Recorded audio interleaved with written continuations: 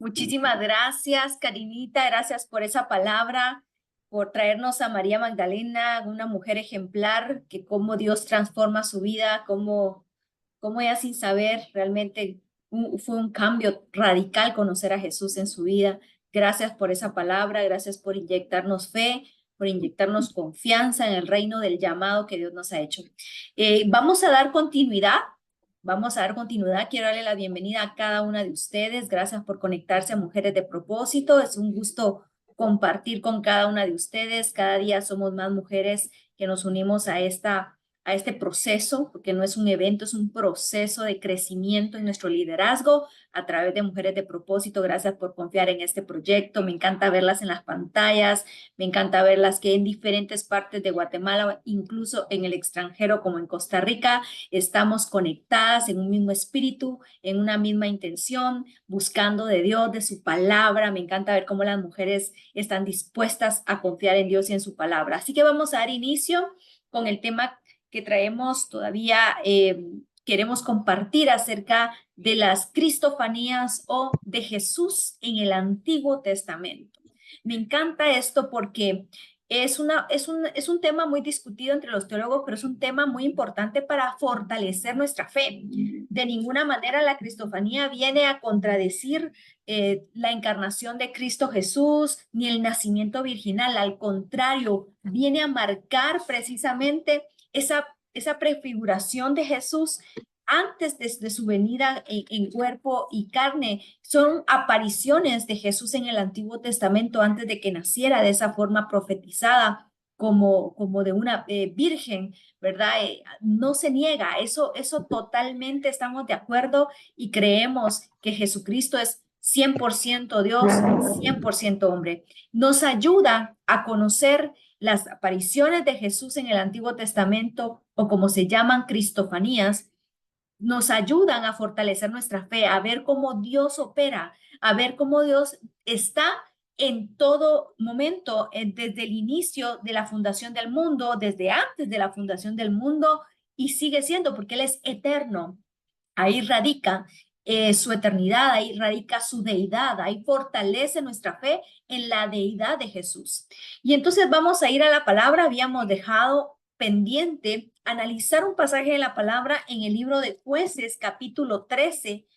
Vamos a ir a este momento en el que en el libro de Jueces, cuando no existían todavía reyes, sino que Dios levantaba a personas para poder liderar al pueblo de Dios. Aquí no habían reyes, pero en el capítulo 13 vemos el nacimiento del juez Sansón, una historia muy conocida. Desde niños hemos escuchado de Sansón, de su historia y de su vida, pero hoy quiero enfocarme en cómo inicia ese momento en el que Dios inicia el trabajo con Sansón, y es que llega a la mamá de Sansón.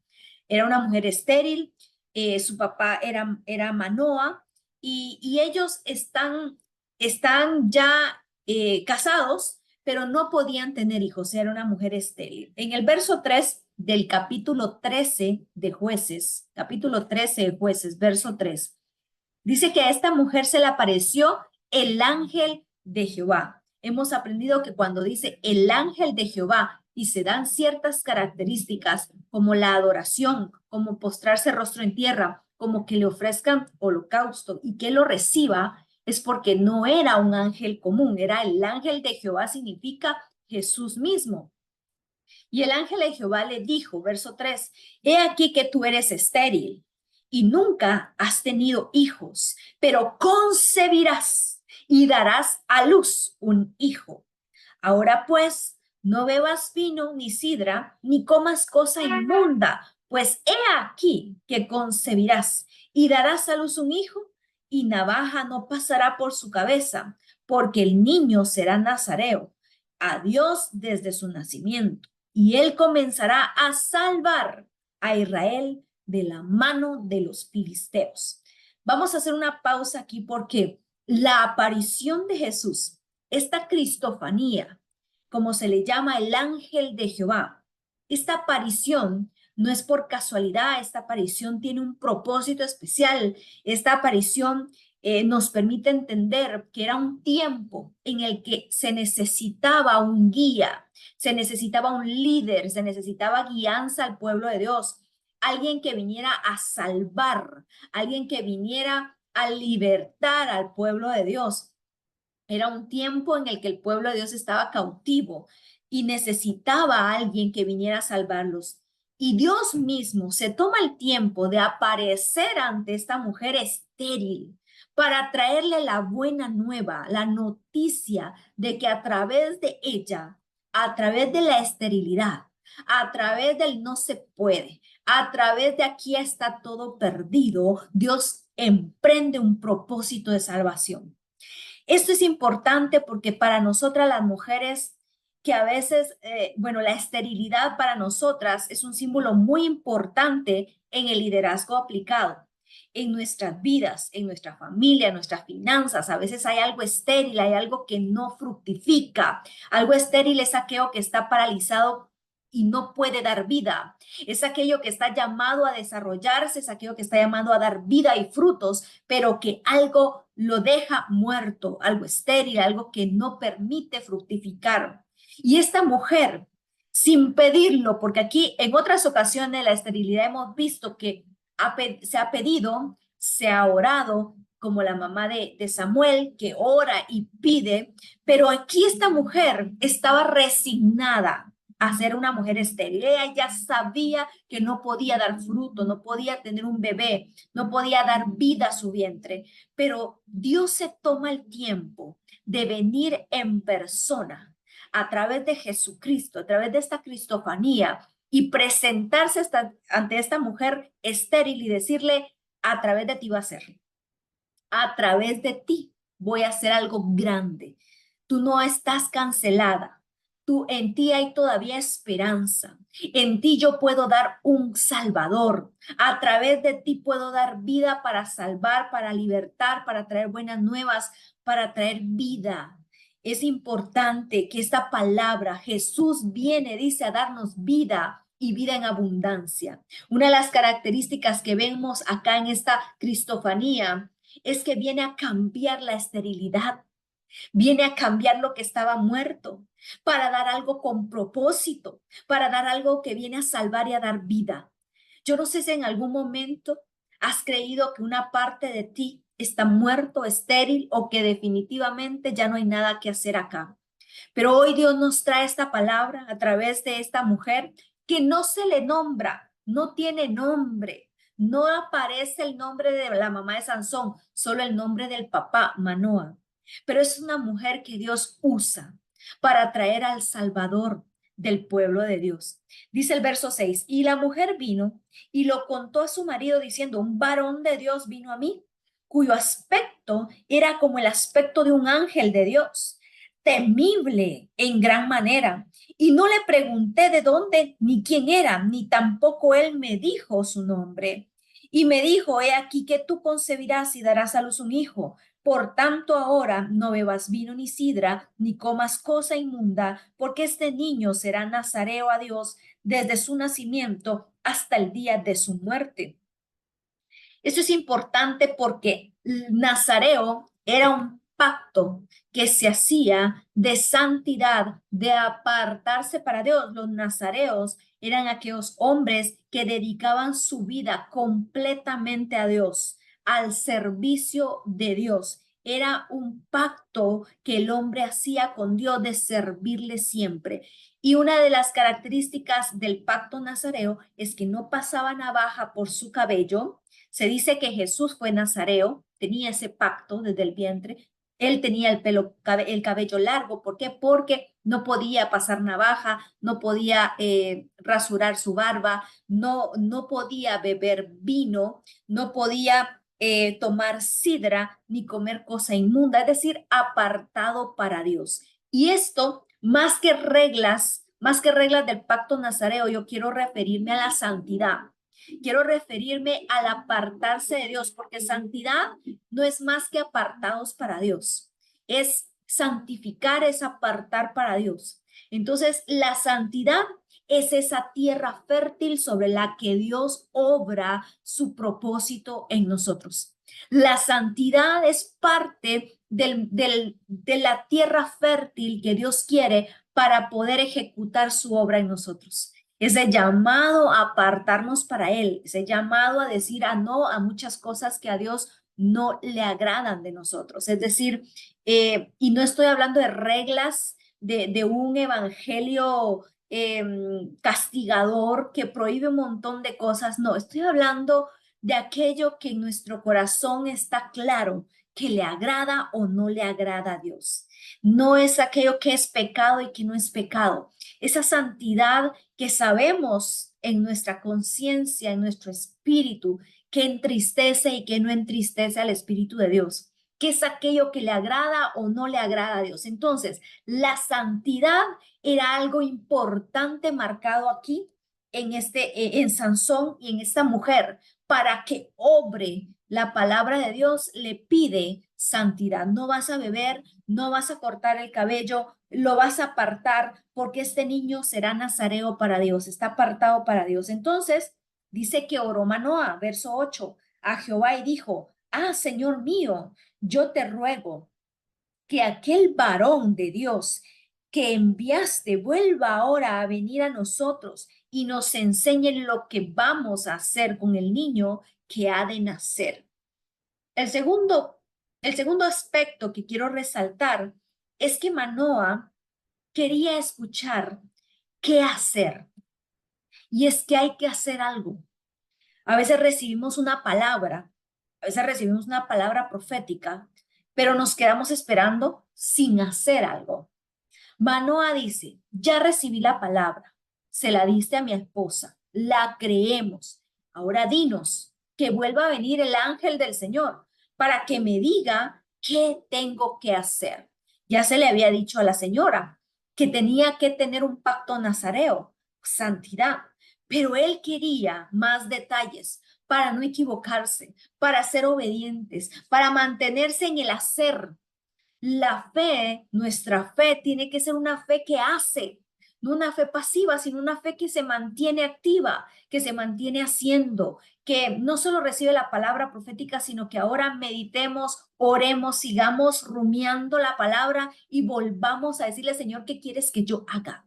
¿Qué quieres que yo haga? Que ponga en acción. No quiero ser pasiva, no quiero dormirme en la palabra, sino que esa palabra que ya fue soltada se me active para el hacer. Y entonces, ¿hacer para qué? Hacer hacia el propósito, al propósito de la palabra que ya fue entregada. Ya había una palabra, se había destinado un propósito. Va a ser el Salvador de Israel. Ya hay un propósito, claro. Sin embargo, ¿qué tengo que hacer?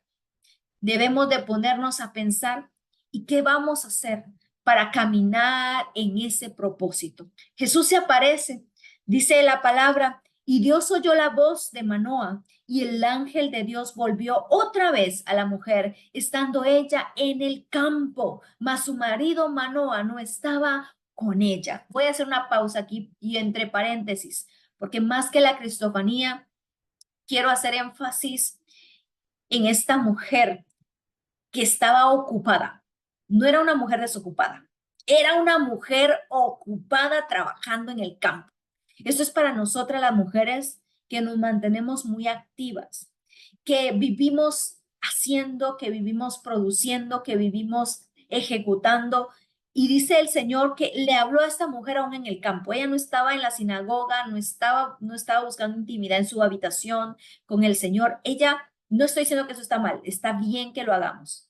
Sin embargo, no te afanes. Dios incluso te hablará cuando estés ocupada.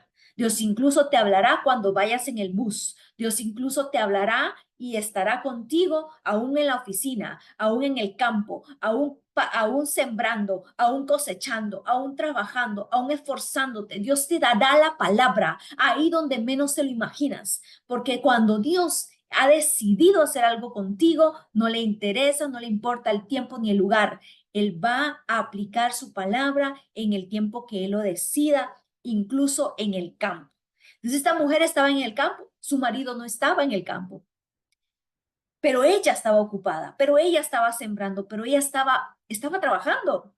Sin embargo, ahí la vuelve a visitar el ángel y la mujer corrió prontamente a avisarle a su marido, diciéndole, mira que se me ha parecido aquel varón que vino a mí el otro día. Y se levantó Manoa y siguió a su mujer. Y vino el varón y le dijo, ¿eres tú aquel varón que habló a mi mujer? Y él le dijo, yo soy. Subraya esa palabra, yo soy.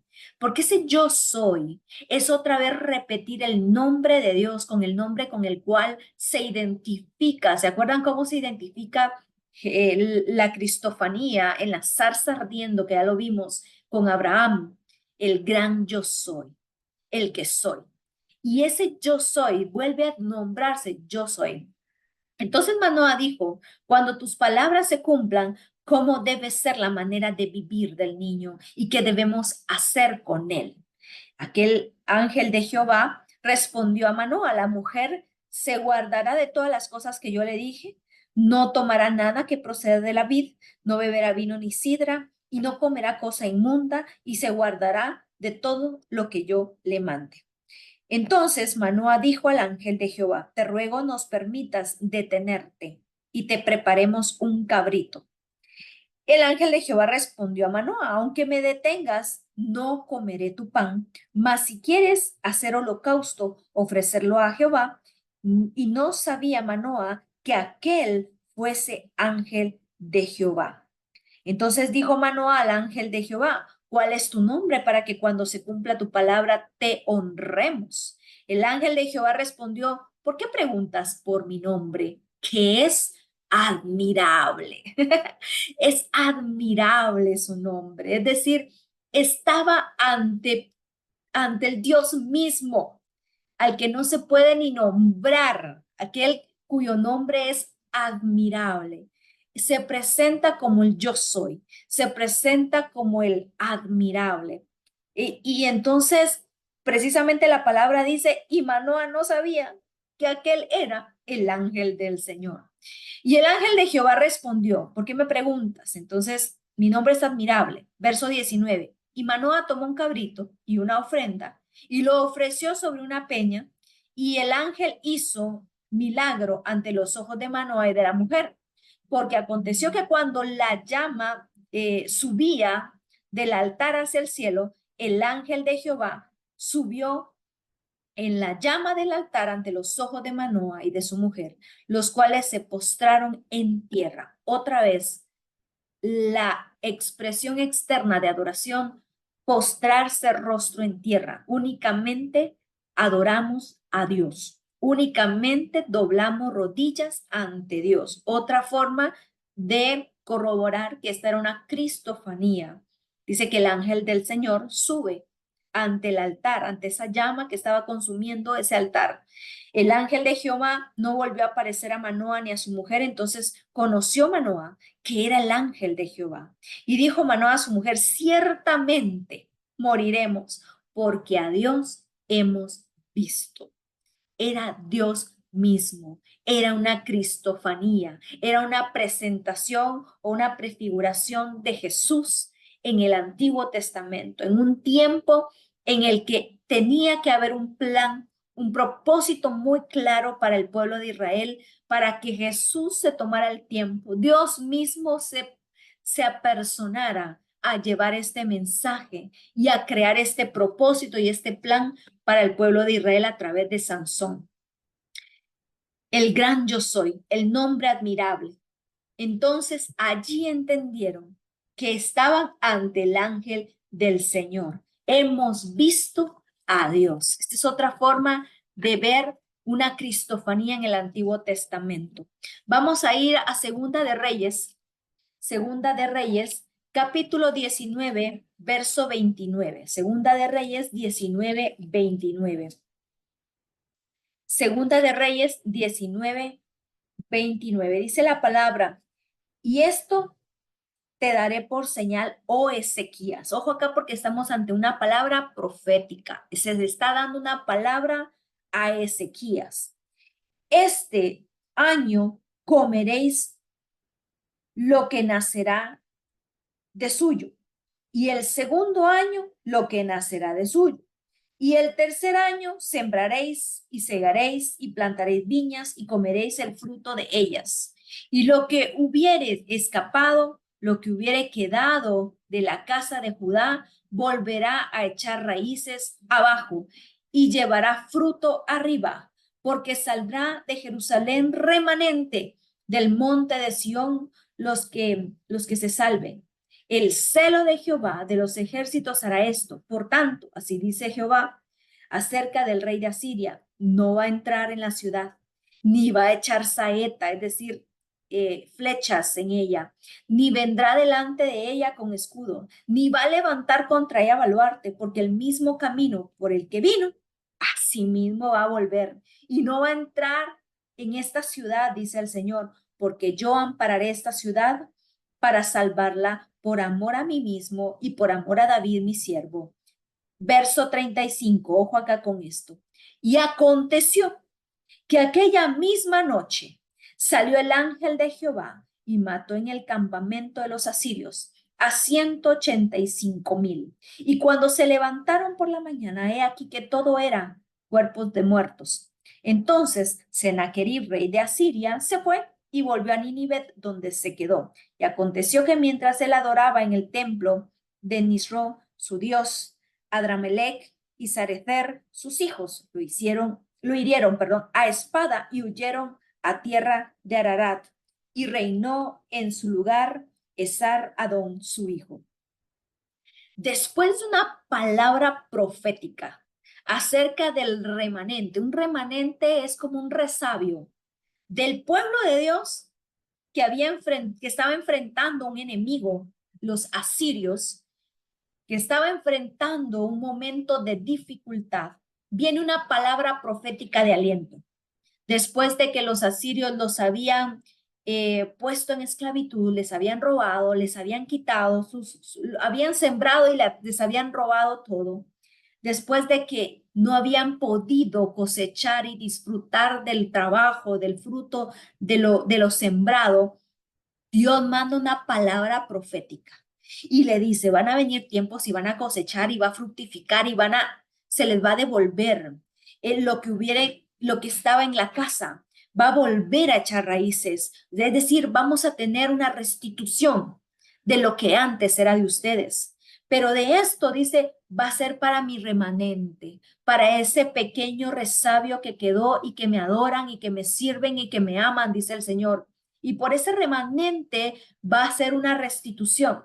Pero dice la palabra que entonces se va a levantar el Señor y va a poner un hasta aquí al enemigo. Y va a querer entrar, pero no va a entrar. Y ni siquiera las saetas van a poder entrar, las flechas. No va a haber ataque que Dios vaya a permitir. El Señor va a prohibir un ataque en contra de su pueblo. Dice, no vendrá contra ella ni con escudo, ni se va a levantar un baluarte contra ella. ¿Por qué? Porque dice que por el mismo camino que vino, el enemigo se va a volver, va a huir. Por el mismo camino en el que intentó dañar, por ahí mismo el Señor lo va a hacer huir. Y me llama la atención que después de esta palabra profética se aparece el ángel. Aquí ya no es palabra profética, hasta ahí termina, pero el verso 35 ya no es palabra profética, es Dios mismo en acción. Y el ángel del Señor en esa misma noche, dice, salió. Esa misma noche de la palabra, esa misma noche en que la palabra fue revelada, esa misma noche en el que el pueblo recibe la palabra de Dios, esa palabra profética, esa misma noche el ángel del Señor toma acción. Y el ángel del Señor, volvemos a decirlo, es Jesús mismo. Aquí no es un ejército peleando. Aquí no es un ejército de Dios, de ángeles a caballo y en carros de fuego. Aquí es únicamente el ángel del Señor peleando. Ya no tuvo que pelear el pueblo de Israel. No tuvo que levantarse en armas el pueblo de Israel. Aquí peleó el ángel del Señor, aniquilando a 185,000. Es decir, el Señor está dispuesto a dar la palabra profética, pero no solo a dar una palabra, no solo a alimentar nuestra fe, sino que a prometer que el enemigo ni siquiera va a entrar, que el enemigo va a huir por el mismo camino y que en todo caso el que va a pelear la buena batalla es Jesús mismo. Déjame decirte que toda la guerra y la batalla ya fue librada en la cruz del Calvario, que la victoria ya está dada, que la victoria ya está entregada, que en la cruz del Calvario el Señor ya derrotó a todo, ya no hay más que pelear, ya solamente hay que levantar victoria, ya solamente hay que cantar victoria, ya solo hay que levantar bandera de victoria, porque Jesús ya pagó el precio, porque no hay nada que pueda obstaculizar la bendición que viene para nuestras vidas, que no hay nada que pueda obstaculizar esa palabra profética que viene para nuestras vidas, porque dice la palabra que el ángel del Señor, él mismo se levantó a pelear. Dios pelea por nosotras. Dios está peleando por nosotras. Dios está enviando al mismo Señor Jesús, al ángel de Jehová, a pelear por nuestras vidas, a pelear por nuestros ministerios, a pelear por nuestra casa, a pelear por nuestros hijos, a pelear por nuestra ciudad, a pelear por nuestra nación. El Señor mismo ha peleado la buena batalla y la ha ganado. El enemigo está destruido. Lo que hay que hacer es saber que existe Jesús, es saber y recibirlo, es saber y creer en él, es saber y aplicar lo que el Señor ya nos ha enseñado, es saber y posicionarnos nuevamente en ese lugar que el Señor nos ha dado, que es el lugar de la cruz del Calvario. Vamos a ir a Génesis capítulo 16 y aquí vamos a ver a una mujer también que se encuentra con con esta misma cristofanía, con el mismo Dios, que lo ve cara a cara, así como él la ve a ella. Capítulo 16 de Génesis. Génesis capítulo 16. Dice la palabra en el verso 7.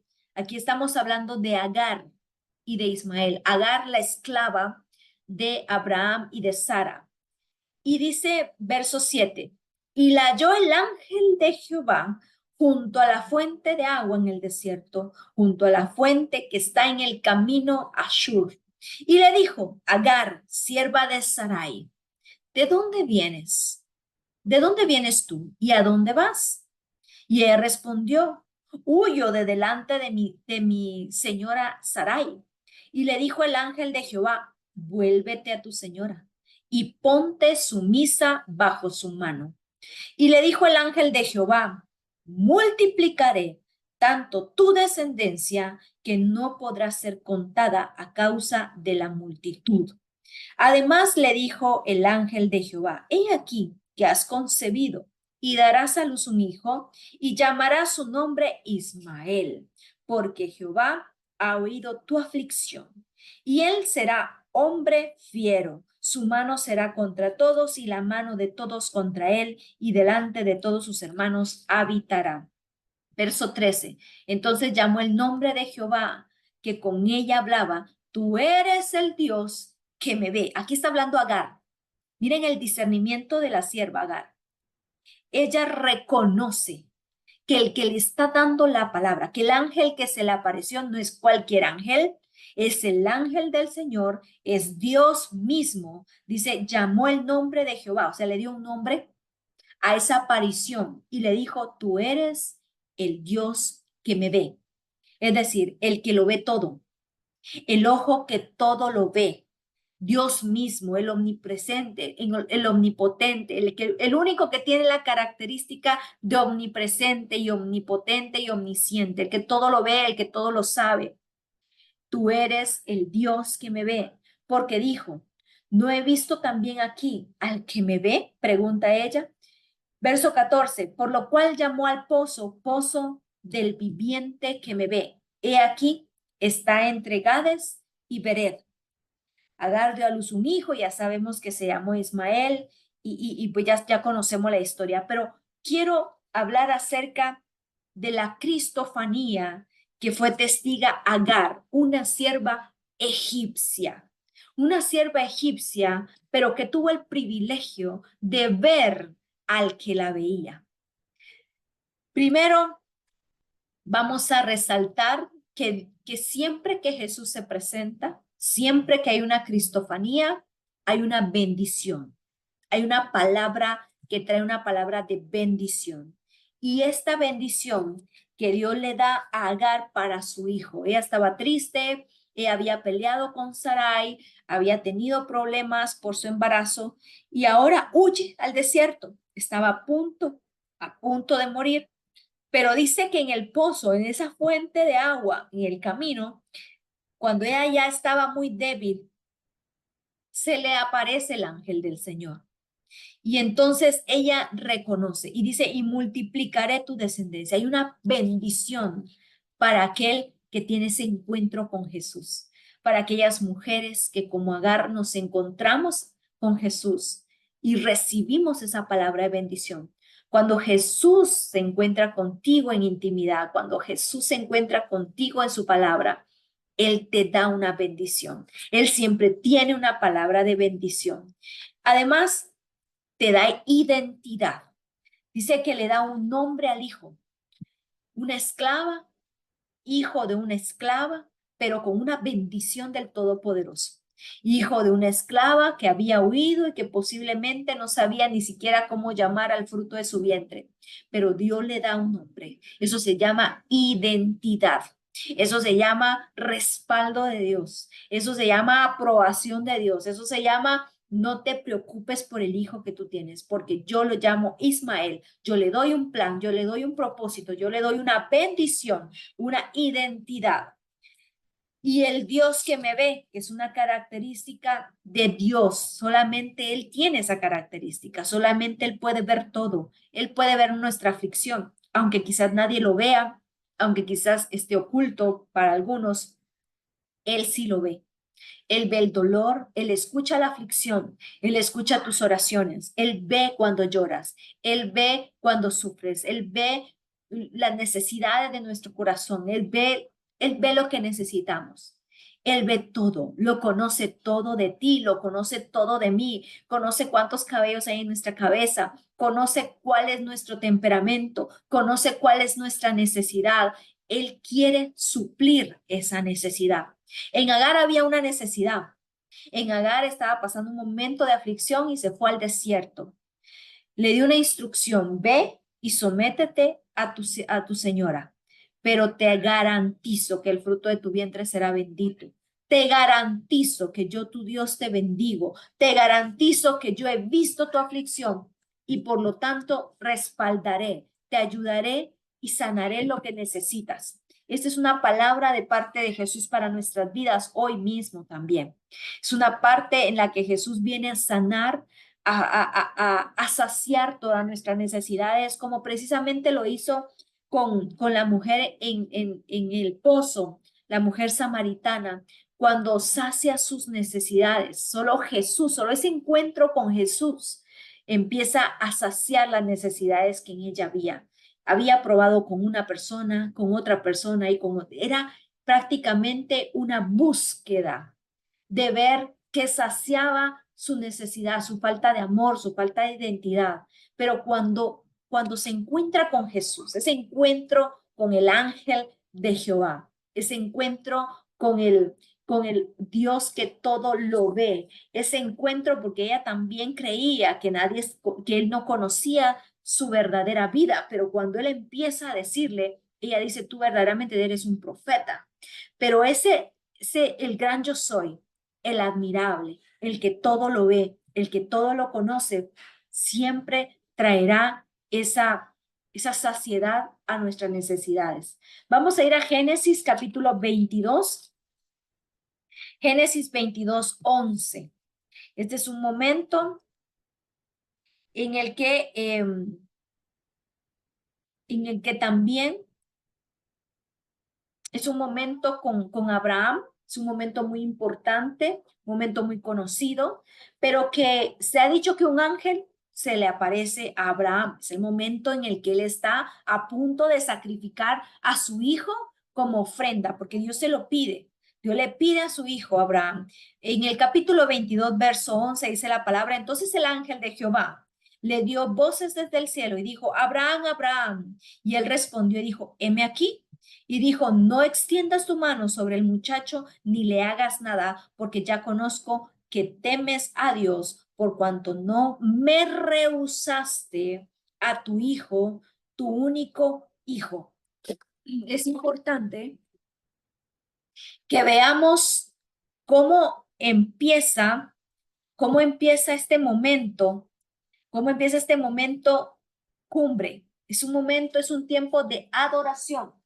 Es un tiempo en donde estamos viendo obediencia por parte de Abraham, pero es un tiempo también en el que vemos cómo el ángel del Señor se aparece en el momento preciso, en el momento indicado para poder eh, llevar a cabo este, esta interrupción que Dios viene, él mismo viene a ser parte de este momento en el que le dice: para, no lo toques, porque ya conozco que temes a Dios, por cuanto no me lo rehusaste. O sea, no era un ángel cualquiera, era Dios mismo presentándose en ese momento de adoración, en ese momento difícil para Abraham, pero un momento cumbre para poder ver cómo Dios mismo se presenta y le dice: no me lo has rehusado a mí. Es decir, para él era la ofrenda.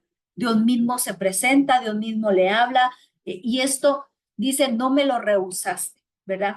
Y por supuesto, para culminar, vemos el carácter de proveedor de Jesús. Vemos el carácter de proveedor. Dice el verso 14: y llamó a Abraham el nombre de aquel lugar: Jehová proveerá.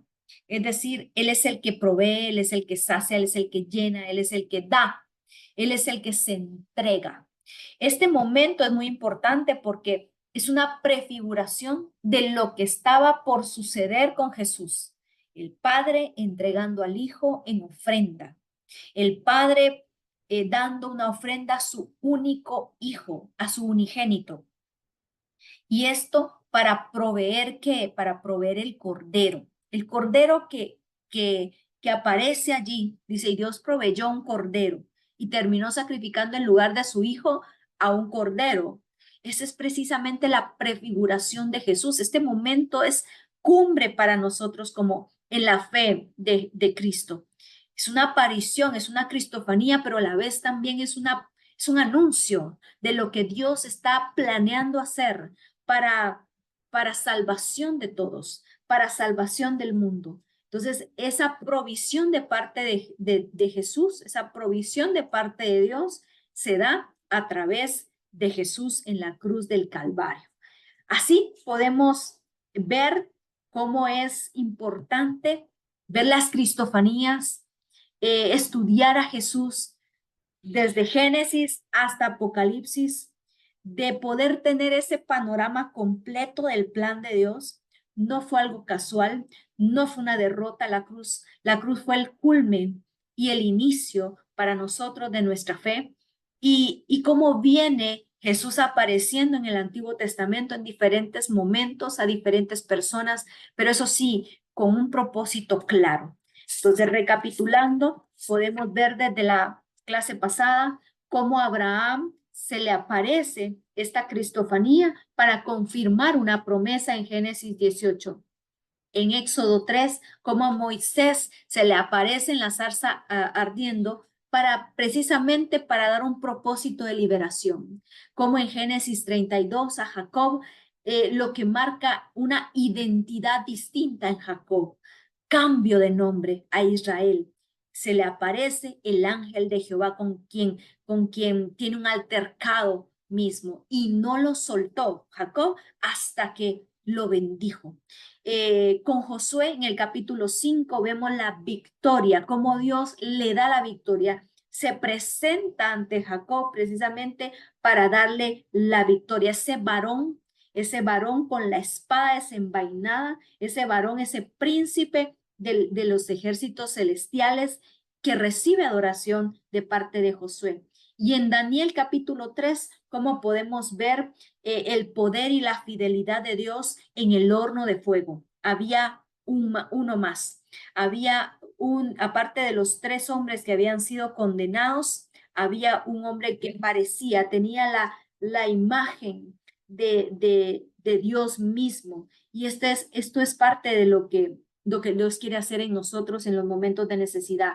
Jueces capítulo 13, que lo vimos con la mamá de Sansón, como el ángel de Jehová viene a dar fruto, viene a dar propósito de salvación. En Segunda de Reyes con Ezequías, como el mismo ángel de Dios, como la cristofanía, como la aparición del Dios mismo pelea por nosotros.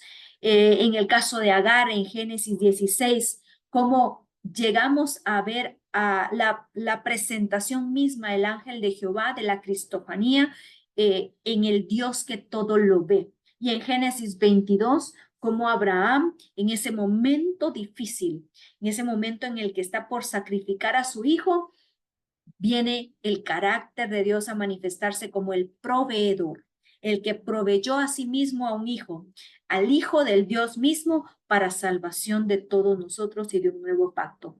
Esto lo que nos marca es una prefiguración de Cristo en carne en el Antiguo Testamento. Lo que nos marca es un reforzamiento de nuestra fe, es poner nuestra fe aún más fuerte de que Jesús no fue un hombre solamente, no fue solo un líder momentáneo, no fue solo un profeta. Jesús viene actuando desde el Antiguo Testamento, viene marcando su propósito en nuestras vidas, así como hoy. ¿Cuánto más hoy?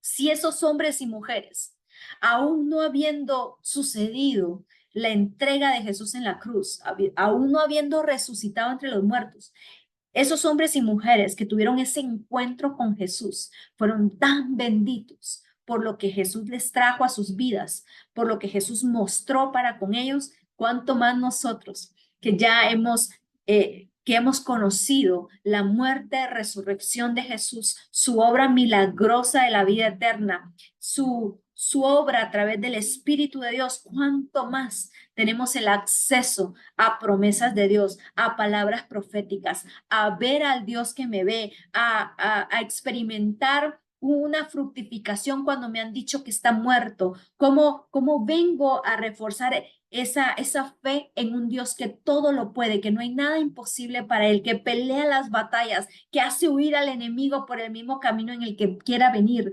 ¿Cómo vemos al Dios de la provisión en nuestras vidas? Así que nuestra fe tiene que estar aún más fuerte todavía, aún más arraigada en Cristo Jesús, con una convicción plena de que estamos adorando al mismo Dios que vive para siempre y que reina por los siglos de los siglos. Así que gracias por haber compartido con nosotras, gracias por haber estado con nosotras en este proceso de aprender más de Jesús en el Antiguo Testamento. Muchísimas gracias a todas por haberse conectado. Les mando un fuerte abrazo, muchas bendiciones y muchas gracias por acompañarnos.